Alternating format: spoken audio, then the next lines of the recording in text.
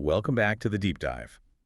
So you know that feeling when you're talking to someone and the message it just isn't landing? Oh, absolutely. It's like you're speaking two completely different languages. Exactly, Yeah. even though you're both using English.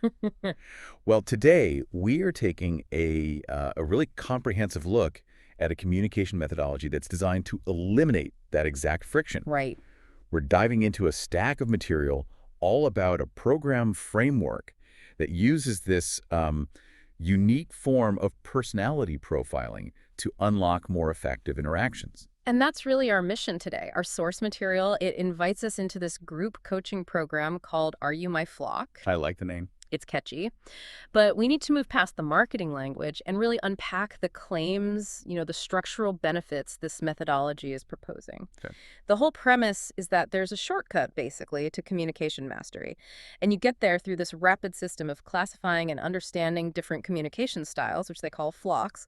Yeah, that term flock is interesting. It speaks to that human need for community, for identification. It makes it feel much more accessible than some, I don't know, dry corporate assessment. It does. But we have to look under the hood. Yeah. So the core idea, which is what we're really examining, is that if you can truly understand who you're talking with, how they process, what they need, their decision-making style, Then the effectiveness of your communication just you skyrockets. just stop guessing and start targeting. Okay. Let's unpack this. Yeah. Let's start with the tangible sort of external benefits the source claims you get when you understand someone else's flock. Okay.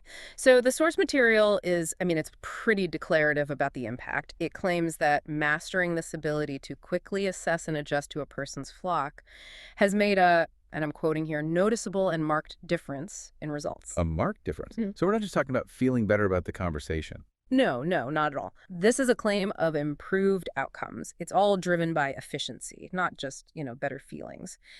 The idea is that by adjusting your delivery, you save time, you cut down on misunderstandings, and you speed up decisions. And what I like about the framework as it's presented is how it isolates the exact types of understanding you gain. It's not just some fuzzy general sense of someone's vibe. No, it's actionable intelligence. Right. And the sources break this down into three really crucial areas of insight. Precisely. You can almost think of them as a communication compass. The first thing you gain insight into is what is important to the other person. Which is foundational. It is, because every message, every request, every piece of data has to be anchored to their priorities. Mhm. Are they motivated by, say, security and predictability? Or are they driven by rapid innovation and opportunity? If you don't connect to their values, your message is just noise. Just noise. It doesn't matter how well articulated it is, it won't land. That's a huge distinction. Yeah. It moves the conversation away from being about your needs Yeah. and focuses it entirely on their motivations. It makes you instantly more relevant. Right. So then there's the second point, which is more about the mechanics of it all. Understanding how they process information. Yes, and this is where you have to get past the metaphor. Processing information means looking at that preferred medium, their preferred speed. So does their flock need high-level bullet point summaries and immediate action? Or do they need extensive, validated data and time for a meticulous review before they feel comfortable? If you give a high-level communicator 10 pages of footnotes, you've actually created a roadblock. You haven't helped them at all. Not at all. And conversely, if you give a detail-oriented person just the abstract, they won't feel respected. They won't feel like they can make an informed choice. The program is supposed to help you spot these signals almost instantly. I can see the immediate efficiency gain there. Yeah. I mean, think of every meeting where someone drones on about the technical weeds and the decision maker just needed the executive summary and the risk level. Exactly. This framework is trying to bypass that universal time suck. You're just minimizing the cognitive load on the other person, You're delivering the data in the language and the structure they are built to receive. which brings us to the third point. From a results standpoint, this is arguably the pinnacle of it all. Understanding how they make buying decisions, Yeah. or crucially, buy-in decisions. And if we connect this to the bigger picture, this is what moves the profiling from just an awareness tool to really a strategic influence mechanism. So buy-in isn't just about money. No, not at all. It applies to getting adoption of any idea, any strategy, or even a change in behavior. Understanding this means recognizing if their decision-making is rooted in logic or driven by emotion, or maybe it's contingent on social proof. Right. So if I can quickly figure out that someone's flock makes decisions based on, say, relational trust and emotional connection, then focusing my whole presentation on hard data and charts is completely counterproductive. Absolutely. You'd need to pivot to testimonials, shared values, things that strengthen the relationship. The program basically suggests that this misalignment, your style versus their mechanism, is the single biggest failure point in communication. It's a fascinating question then. The leverage you gain by targeting communication. If you can identify the flock that quickly and adjust your approach, emphasize security for one, novelty for another. The speed and success rate of getting to consensus has to accelerate dramatically. So, okay, that's the external optimization. Mm-hmm. Faster decisions, more yes answers, less friction. That's the utility side. But let's shift focus, because the program pitch spends just as much time on the profound internal payoff. Right. And this is where it gets really interesting, because it pivots from changing their mind to calming your nerves. That dual benefit is what makes these kinds of programs so sticky. Improving your interactions and improving your self-management is a powerful combo. Because if you only focus on influencing others, you just burn out. You would. So the program is designed to help you understand yourself, your own communication tendencies, and critically, how you get triggered by other clashing flocks. The source uses that great phrase, your feathers get a little ruffled. And that phrase just perfectly captures that moment of frustration, right? Or defensiveness. We all have that one communication style that just instantly grates on us. Oh, definitely. Someone who talks over you or someone who moves way too slowly. Or seems overly aggressive or detached. Right. And we often read those behaviors as intentional slights. Right. So if I'm a flock that values speed and directness and I run into a detail-oriented, slower flock, my immediate reaction is they're deliberately stalling or they don't respect my time. Your feathers get ruffled. Exactly. My feathers get ruffled by what I see as inefficiency. And the psychological benefit here is learning to just pause that immediate emotional interpretation. The source material talks about making little adjustments. And crucially, it emphasizes this is not about changing your core personality. So it's not fundamental self-alteration, it's more like emotional self-regulation. Precisely.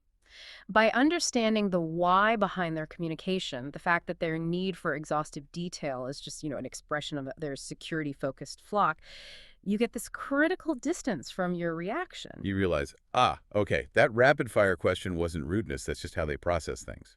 And that understanding lets you, as the source puts it, let those irritations just roll off your shoulders. That reframing is huge. If I understand their brusqueness is structural, not personal, then I don't feel personally attacked. The conflict becomes a procedural difference, not an emotional confrontation. You're shifting the attribution. Instead of blaming malice or intentional offense, you attribute the friction to, just structural differences. This self-awareness just mitigates the impact of conflict so much. So you know a certain pattern is going to ruffle your feathers, and you can manage your internal state before you even respond. That is resilience in action. Which makes the key takeaway from this whole internal section really powerful. The goal is to learn not to take it personally. It's like a tool for emotional armor. It is. And if you can do that consistently, the stress reduction alone is a massive benefit, totally separate from getting a yes. You're conserving so much cognitive energy. It just creates a smoother personal experience. And when you're less internally reactive and defensive, you're better equipped to maintain that strategic focus you need to steer the conversation. So the internal benefit actually feeds back into the external outcome. Exactly. Internal peace enables external success. Wow, that's a powerful connection. Okay, let's pivot and look at the structure. How does the program actually deliver this knowledge? The source material heavily promotes registering for a free workshop as the gateway. Right. The free workshop is the intro event, but it serves a strategic dual purpose. It outlines the core method, but it's also this powerful, time-sensitive incentive. The source is very explicit. Register for the workshop, and you get an exclusive opportunity to join an early bird group. And that group comes with a bunch of guaranteed bonuses. Loaded with them, all designed to accelerate commitment and learning. This is a classic leveraging strategy. They're packaging the commitment to move quickly with some pretty substantial added value. We should definitely detail those bonuses. What exactly does the early bird group get? So there are 4 strategic advantages listed. Each one targets a different part of the learning journey. The first one is, I think, critical for mastery. The early bird registrants are the only group that will receive the replay of the webinar. Oh, that's huge. Especially for complex behavioral training like this, you don't learn communication skills in a single sitting. No, you need repeated exposure, you need review. The replay shifts the focus from just attending to actually mastering the material. Miss a key point, you can go back and reinforce it. Right, it allows you to actually embed the concepts. Okay, so what's the second incentive? The second is very pragmatic, very quantifiable. It's an opportunity for cost savings. You literally save money by committing to the full program early. Okay, so that appeals directly to the economically motivated flocks. You could say that. So you have a bonus for the thorough learner, the replay, and a bonus for the financially savvy one, the discount. Got it. What's the third piece? Third, they get additional tips and techniques that aren't available to people who join later. It's often called content stacking in program design. So the early bird package is basically an enriched version of the core training. Exactly. You get more advanced or specialized strategies. It really incentivizes urgency by making that initial offering qualitatively better. If you feel you'll get higher value tools by moving faster, it's a compelling reason to jump in. Makes sense. And the final bonus seems to speak directly to personalized support, It does. The fourth, and maybe the most impactful bonus, is access to one-on-one support through the group coaching and through working with the speaker. which moves it from passive learning to active application with feedback. In a field like communication, where application is everything, that kind of personalized support is essential for course correction. You can learn the theory, but only feedback can tell you if you're reading the signals correctly in real time. That personalized feedback just accelerates the whole cycle of observation, adjustment, and successful implementation. It turns theoretical knowledge into applied competence. So the pathway is clear. Register for the free workshop, get the chance to join the early bird group, and receive all these tools for mastery replay, savings, extra content, and direct coaching. Right. And the ultimate outcome promised by all of this is mastering communication skills that will specifically get them more yes results. The language is undeniably focused on increasing positive outcomes. The whole system, the profiling, the adjustment, the self-awareness, it's all aimed at leveraging personality insight to drive desired actions. While minimizing your own personal stress in the process. That's the balance. Okay, that brings us to the summary of our deep dive. We've analyzed a communication framework built on this flock personality concept, and it's designed to do two core interconnected things. One, reduce internal conflict by managing our own ruffled feathers, and two, increase successful external outcomes, getting those essential agreements. What I find fascinating is the symmetry of it all. It carefully balances that with internal psychological benefits. Right. Understanding others is pragmatic, it drives those buy-in decisions. But understanding yourself is restorative, it builds resilience, it lets you depersonalize conflict. And both sides of that equation hinge on the central idea of quickly classifying and adjusting your communication. The promise is a highly efficient way to manage both your time and your stress. That dual focus on external success and internal resilience, that's the real insight here.